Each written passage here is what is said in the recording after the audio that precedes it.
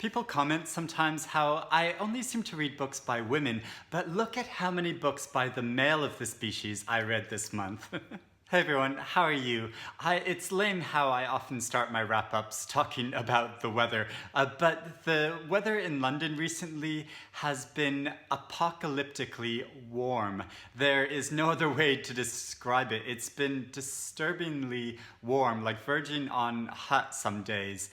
This is disturbing. So I did read quite a few books by men this month, and maybe it's because I have this like subconscious drive to read a bunch of books by men because of the Women's Prize longlist being announced soon. I know I'm going to have this marathon of reading novels by women, which is going to be great. But I did also read like quite a few books by women as well this month. So, you know, I think just like overall in general, I read a huge amount this month. So, you know, I don't think gender really has much to do with it. Mostly all good, some great, and there was one book that I bailed on reading, and then another book which I found like quite disappointing overall. And before I start talking about what I read, I have to talk about one very exciting book event that I went to this month, which was to see Marlon James talk about his new novel, Black Leopard, Red Wolf. And you know how I've been going on and on about this book, so I won't go on about it a lot more, but the event was so good. He was interviewed by the journalist and author Echo Eshen, and Marlon James, he's just so engaging and smart and funny. He made so many good points. I could go on and on about it. I do want to show a little clip of the interview where he's talking about sort of the interplay between fantasy and psychological realism in writing. Yeah, so much of black culture, so much of black experience. Mm-hmm. You know, we talked about the Middle Passage and abduction and so on, mm-hmm. but also, you know, Du Boisian sense of double consciousness. Right. And it feels like that sense of the unreal, that's what our reality is. Absolutely. Absolutely, which is something that somebody like Gabriel Garcia Marquez understood. You know, he always said, you know, the thing you have to understand about the Caribbean is that the reality of the Caribbean outstrips the wildest fiction, which is true. Yeah, if you take 100 years of solitude to some places in Africa, and they'll go, "Where's the magic?" Because they think this is how life is. Mm-hmm. I think we always you know end up with the fantastical because we're feeling that is actually our reality. Yeah. It's like the ending of Song of Solomon. Yeah. You know, it's that when the main character realizes, yeah. It's like, I can fly. And there are lots of good clips like that where he talks about his reasons for writing this book and what inspired it and the motivations behind it and also like really good general discussions about sex and violence in books. And yeah, it was so wonderful. And I don't know if you know, but Marlon James kept a blog for a number of years, a book blog, which he hasn't updated in like 10 years. But I had to ask him about that when questions came up to the audience because I was so curious, since I'm a book blogger too. And he said that he stopped writing it, you know, partly because he just sort of doesn't have as much time as he used to, but also he feels like he does still blog, but he does it on Facebook rather than, you know, on WordPress like he always did. So yeah, I won't go on and on about this book, but I'll put a link to my full review below if you want to see all of my thoughts about it. First, with my reading this month, I read a couple of short novels, and I didn't plan it this way, but both of these short novels center around the issue of suicide, and but they handle it in very different ways. So there's The Friend by Sigrid Nunez, which a lot of people have been discussing. It's the most recent National Book Award winner, and a lot of people have been quite disappointed. I've seen very mixed reactions to it. So it concerns an unnamed female writer and creative writing teacher and her very good male friend who she's been friends with for most of her life has committed suicide. And he leaves her his very large dog to care for. It's a big Great Dane. And it's about her struggles trying to accommodate this giant dog in her apartment, her tiny New York City apartment, because she wants to sort of hold on to this memory of him. And she forms this whole bond and friendship with the dog.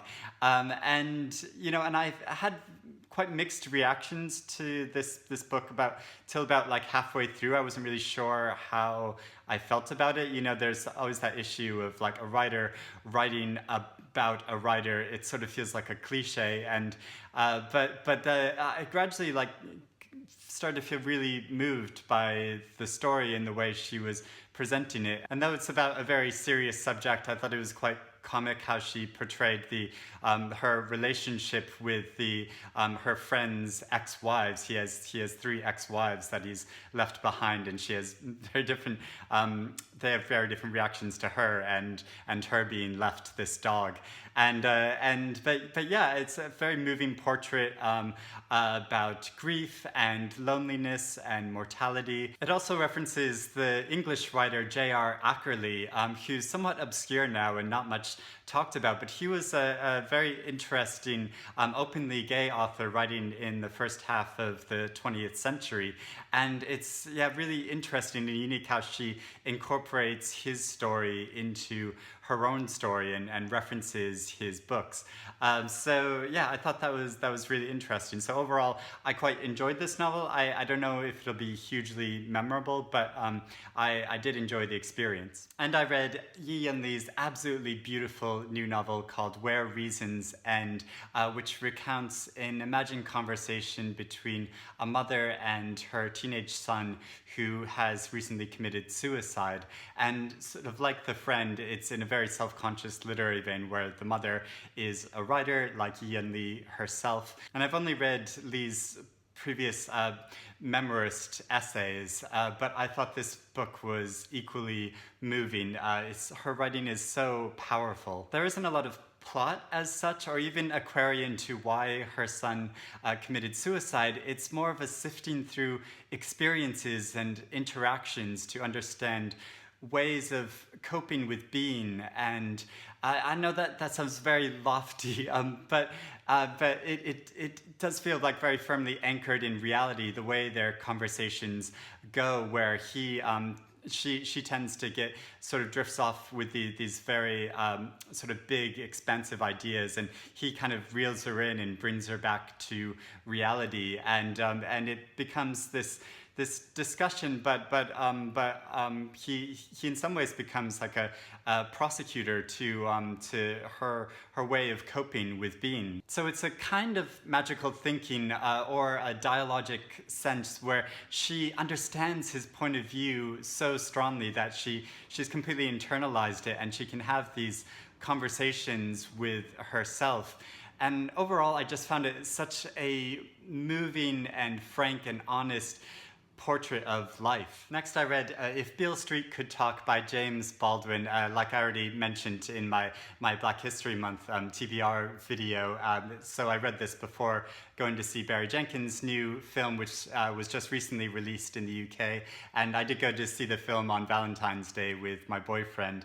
And I haven't read Baldwin's writing in so long, but it reminded me how much I love his writing and how surprising it is. I think so many aspects of his books and the way he voices ideas are so surprising, and there are some scenes in this which are incredibly shocking in the way that they're portrayed. There's some very dramatic clashes between family members and some very frankly depicted sexual scenes. So it's told from the perspective of a young woman named Tish, who has had a male friend, her entire life, and as they've grown, it's turned into a romantic relationship, and they've fallen in love, and they plan to get married, but then he is falsely arrested for a crime he didn't commit, and she is pregnant. and so it's about that heartbreaking dilemma that they're in, and the novel follows what happens to them in the subsequent time after he's arrested, and her sort of reflecting back on their experiences as the story moves forward. And it's such a like brutally honest portrayal of the horrible effects on a family due to social injustice. And I was surprised by how faithful the film is to the book. It pretty much straightforwardly follows the plot line of the story, but the film was beautifully done too. So really powerful book and movie. I read Leila Slimani's new novel, Adele, which I was so looking forward to because I really enjoyed her novel Lullaby, or as it was called in America, The Perfect Nanny, when that was published last year. And I've heard some people say that they enjoyed this book more than her first book that was published in English. And I'm not sure I would agree. Like, I did really appreciate this novel. It's a really interesting portrait of a fairly young woman who she's a journalist who slacks off on her job quite a lot, and she's a wife who has very frequent affairs with other men, and she is a mother who quite often resents her child from because she feels he sort of gets in the way with the affairs that she's having. So it's about someone with a lot of issues and who's prone to addictive behavior. And I did think it was interesting how Slimani shows her, but doesn't offer any easy psychological answers for why she indulges in this addictive behavior and can't quite seem to get on the straight and narrow. But it did feel sometimes like the author was almost reveling too much in Adele's sort of masochistic behavior, where it really becomes quite self-destructive. But I did really appreciate too how in the latter part of the book it becomes more a balanced portrait of both her and her husband, and her husband comes into it a lot more. And even though he's a sort of traditionally good type person, he's very moral and loyal and faithful, but it shows how he is quite emotionally and sexually suppressed, and how that has a very negative contribution to their relationship as well. I started reading Stubborn Archivist by Yara Rodrigues Fowler, and this is another book which is blurbed by Elaine, so she calls it stunning.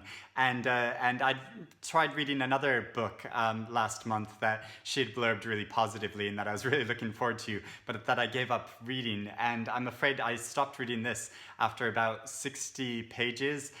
It just felt like, so it sort of takes the form of kind of almost like diary entries, or these scattered entries about this young woman's life who is living in England, and she comes from Brazilian heritage, and she often feels caught between those cultures and languages. But it's more just the scattered thoughts of her experiences on social media and her sort of relationship with this man. And it just felt like it wasn't really going anywhere, and it didn't feel like there was any artistry to her writing. So it felt like it just wasn't a book for me, so I'm afraid I gave up on it. I read Border Districts by Gerald Murnane. This is a very lauded Australian writer who hasn't been published very widely outside of his native Australia, but the independent publisher And Other Stories have just brought out a couple of his books. And so this novel is about a man in the later years of his life who has moved to a border town, and he's reflecting back on his life. And much like the writer Samuel Beckett, it's more about the things that he can't quite remember, rather than the things that he concretely remembers. So it's sort of about all the hazy landscape of memory, how we recall imagery and sensations rather than definite facts.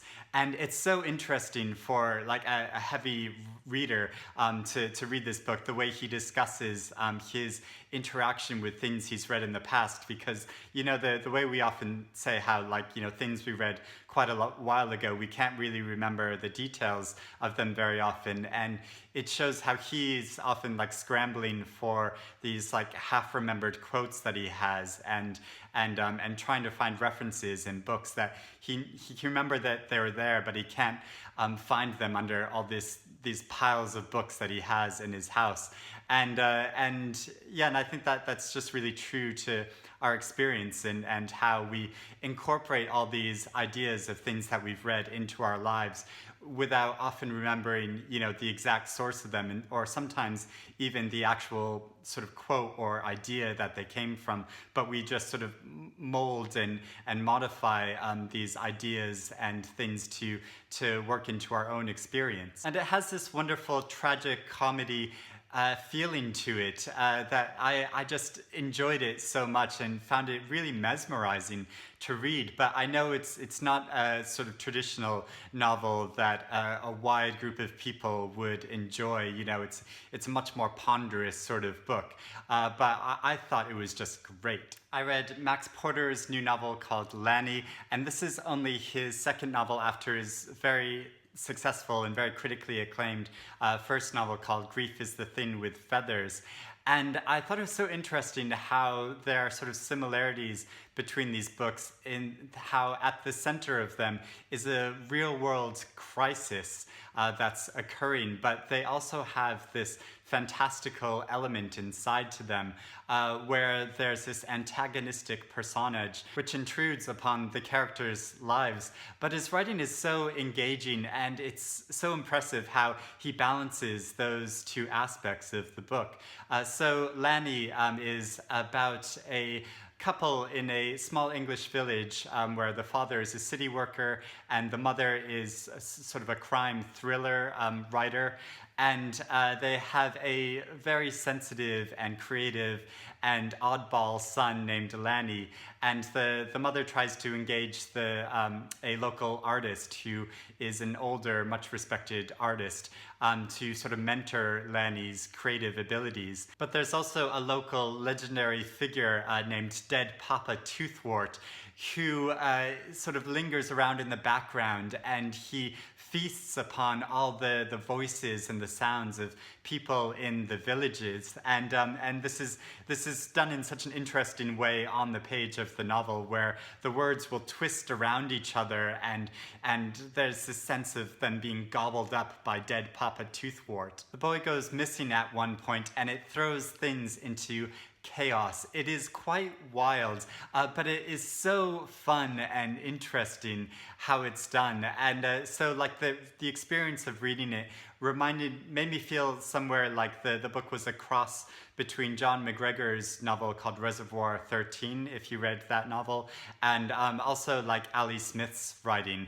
So if you like those books and like those writers, like I think you'll really love this. And just last night, I had the wonderful experience where I got to see a dramatic stage production of this novel, well, a dramatic reading of the novel. It wasn't quite, a big theatrical production. It was just a reading where Max Porter himself inhabited Dead Papa Toothwort, and he stood on stage reading from his sections. And he's an incredible actor too. Like the way he performed it was so sinister and really strong. But they also had three other actors portraying the artist, the mother, and the father. And there was also music, and it was just so beautifully done and really brought alive the novel in a different way. I love how it's sort of the story broke beyond the bounds of the pages of the book, and it really showed the anger for the that exists in this novel, in the way the politics play out, but also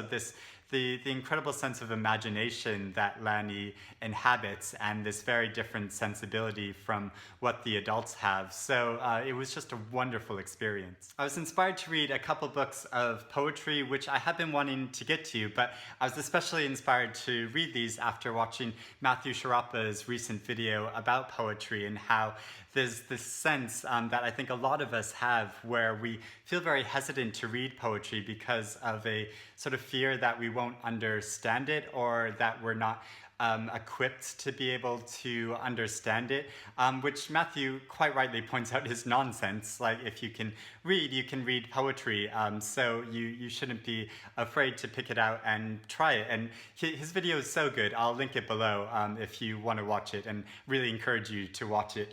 So yeah, I read these two books, which in some ways really complement each other in that they're both written by quite young gay men, but they're from very different backgrounds. I finally read Ocean Vuong's book, Night Sky with Exit Wounds, which I've been wanting to get to for ages. It came out a few years ago and it's just been sitting on my shelves. I bought a copy from America right when it came out, and yeah, just one of those books that I haven't got to reading, but I wanted to especially get to this soon because his first novel is coming out soon, and I was lucky enough to get a proof copy of this. It's going to be published in a few months. It's so beautiful, and I've heard amazing things about it. Actually, when I saw Max Porter last night, he personally recommended this to me and said it's the best book that he has read all year, so very excited to get to it. And interestingly, there's a poem in this with that novel's title called On Earth We're Briefly Gorgeous, so it'll be interesting to see if that poem has any sort of interplay with the novel that he's written. And yeah, I thought I was going to love this book, and I did love it. It's incredible writing. It's so moving. The way he looks at his family history and his of where his parents came from in Vietnam, and sort of looking at the Vietnam War.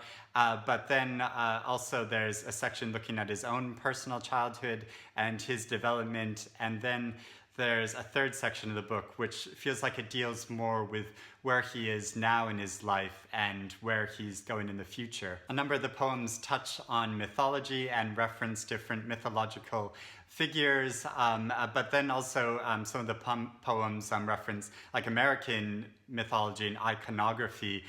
One poem is written from the perspective of Jackie Kennedy, and then there's another poem which is a 7-page poem called Ode to Masturbation, which is actually a very moving poem about our relationships with our own bodies. And yeah, I thought it was incredible. And some of the poems deal quite explicitly with queer experience and talking about gay history. There's so many interesting statements and metaphors about the body and how we inhabit our bodies in these different poems.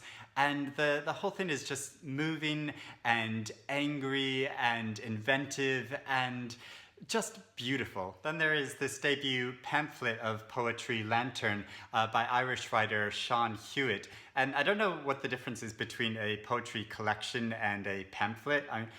Are pamphlets just collections that are held together with staples rather than bindings? I don't know. But anyway, this is a very subtly moving collection which deals a lot with nature. And I know what you're thinking, like, poetry about nature, that's been so done, but it has such a unique point of view of how we enter nature and how we project ourselves onto nature and how we want to lose ourselves in nature. So it forms this interesting dialogue between the self and the woods that are entered into. And I think my favorite poem in it is called Dryad. And there's it's about sexual encounters in the woods and sort of the narrator's like development over a long period of time.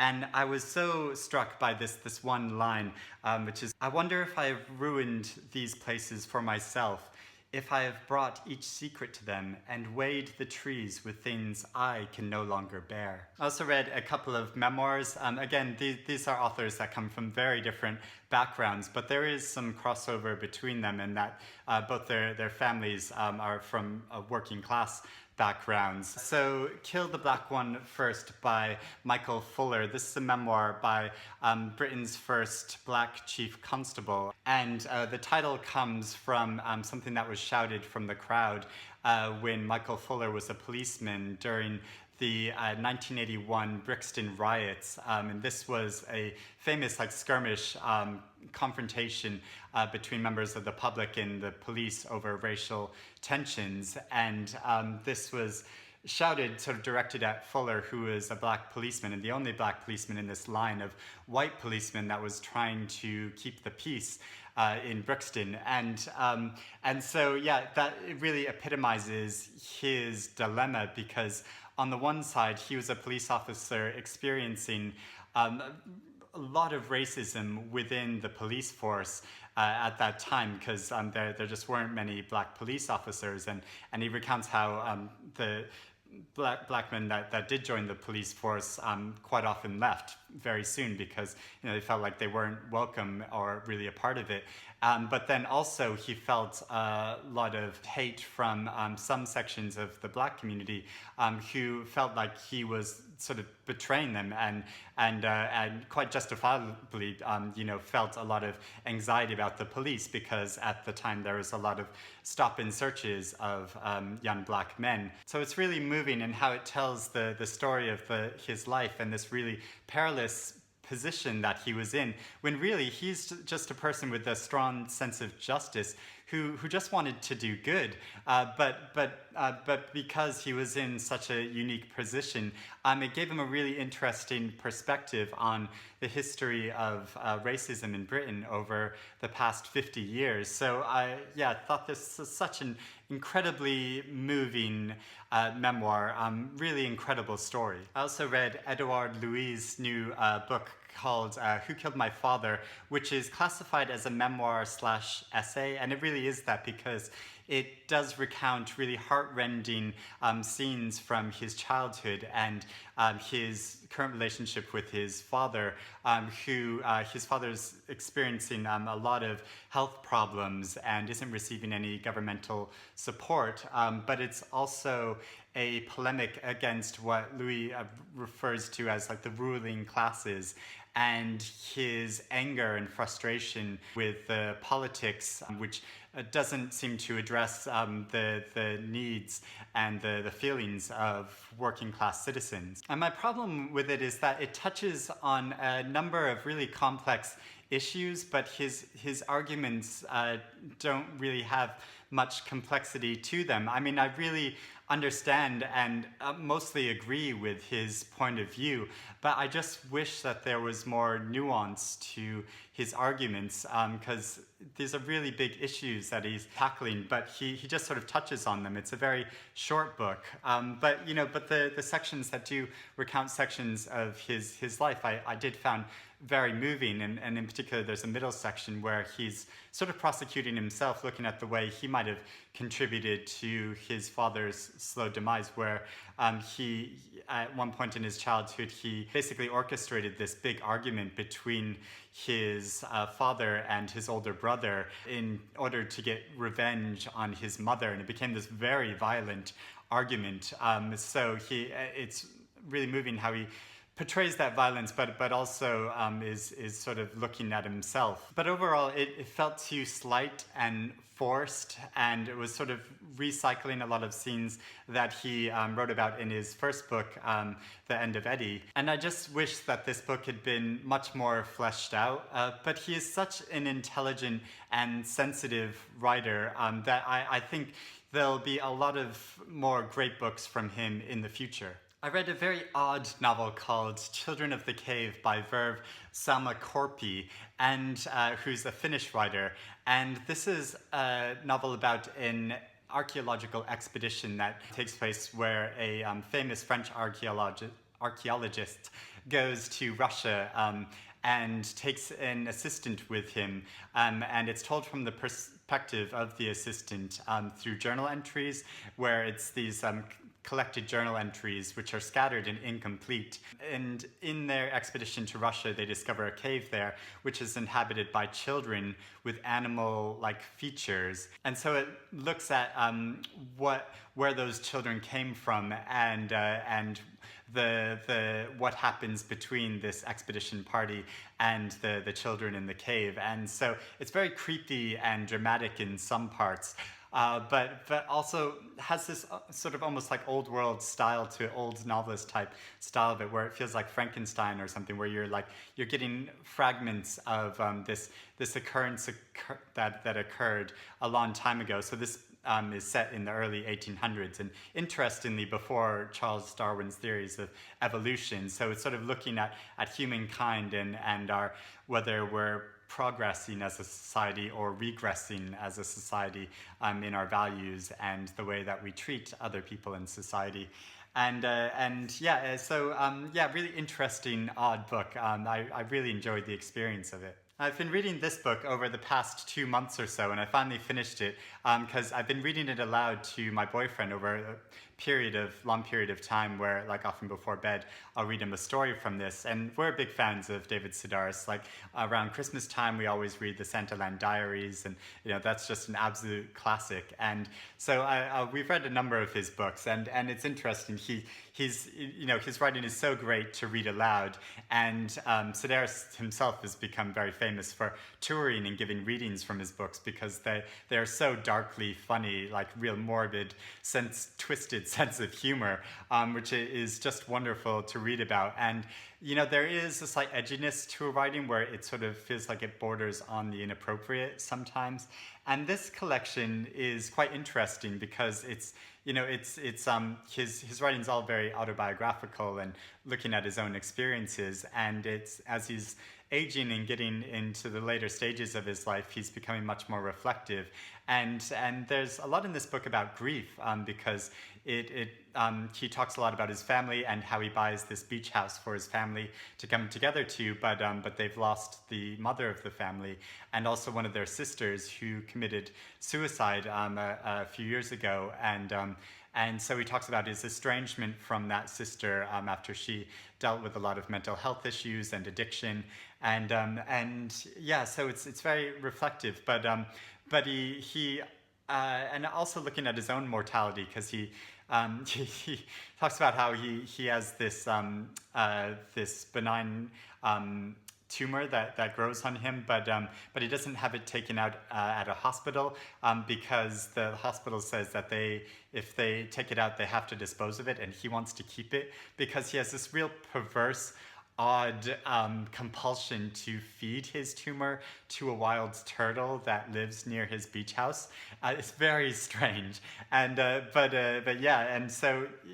he just sort of goes on these odd tangents which are very unexpected and don't know where they come from, is oddly comical. And his sister Amy Sedaris, who's an actress I just absolutely love. If you've never watched the TV show Strangers with Candy, I'd really recommend you watch that because it has that same odd, twisted sense of humor to it.